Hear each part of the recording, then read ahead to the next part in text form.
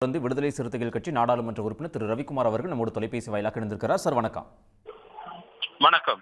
இன்றைய தினம் பாமக நிறுவனர் ராமதாஸ் செய்தியாளரை சந்தித்து ஒரு முக்கியமான அறிவிப்பை சொல்லியிருக்கிறாரு. இனிமே பாமகவினுடைய தலைவராக நான் தான் தொடரப்போகிறேன், அன்புமணி இனிமேல் செயல் தலைவராக தான் இருப்பாரு அப்படிங்கிற ஒரு அறிவிப்பை அதிரடியாக கொடுத்திருக்கிறாரு. கட்சிக்குள்ளேயே பல்வேறு சலசலப்புகளும் இதை தொடர்ந்து எழுந்திருக்கு. உங்களுடைய பார்வை?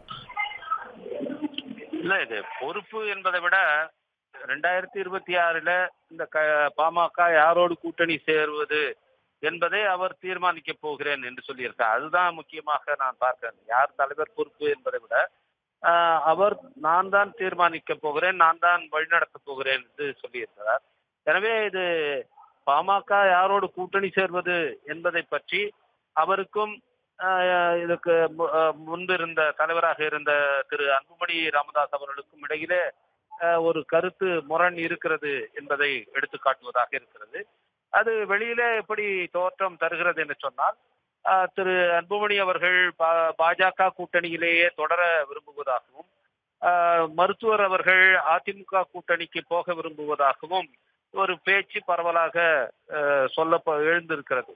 எனவே இவர் எடுக்கிற இந்த முடிவு பாஜக கூட்டணியிலிருந்து அவர் வெளியேறுவதற்கான முடிவா என்பதை பார்க்க வேண்டும். அவர் யாராக இருந்தாலும் சரி, பாமகவுக்கும் பிசிகாவுக்கும் அரசியல் ரீதியாக எத்தனை முரண்பாடு இருந்தாலும் தமிழ்நாட்டை பொறுத்த அளவிலே இங்கே சனாதன சக்திகள் வலிமை பெறக்கூடாது, அவர்கள் காலூன்றக்கூடாது. குறிப்பாக தமிழ்நாட்டினுடைய மிகப்பெரிய சமூகங்களில் ஒன்றாக இருக்கிற வன்னியர் சமூகத்தை சனாதன அரசியல் விழுங்கிவிடக் கூடாது என்ற அக்கறை எங்களுக்கு இருக்கிறது. ஒரு நீண்ட நெடிய ஒரு அரசியல் பாரம்பரியம் கொண்ட ஒரு சமூகம் அது. அந்த சமூகம் சனாதன சக்திகளால் விழுங்கப்பட்டால் தமிழ்நாட்டுக்கே அது ஒரு கேடாகத்தான் போகும். எனவே அது கொஞ்சம் கொஞ்சமாக அப்படி அதை விழுங்கி கொண்டிருப்பதை பார்த்து அக்கறை கொண்டவர்கள், ஆதங்கப்படுகிறவர்கள் எல்லோருமே பாமக பாஜக கூட்டணியிலிருந்து வெளியேற வேண்டும் என்பதைத்தான் விருப்பமாக தெரிவிப்பார்கள். அந்த விதத்தில நாங்கள் கட்சி அரசியலை கடந்து பாமக பாஜக கூட்டணியிலிருந்து வெளியேற வேண்டும் என்கின்ற அக்கறை கொண்டவர்கள்.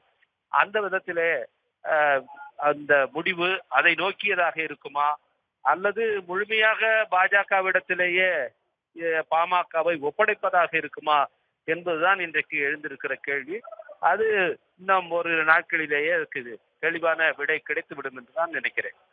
உடனுக்குடன் செய்திகளை தெரிந்து கொள்ள சன் நியூஸ் பெல் ஐகானை கிளிக் பண்ணுங்க.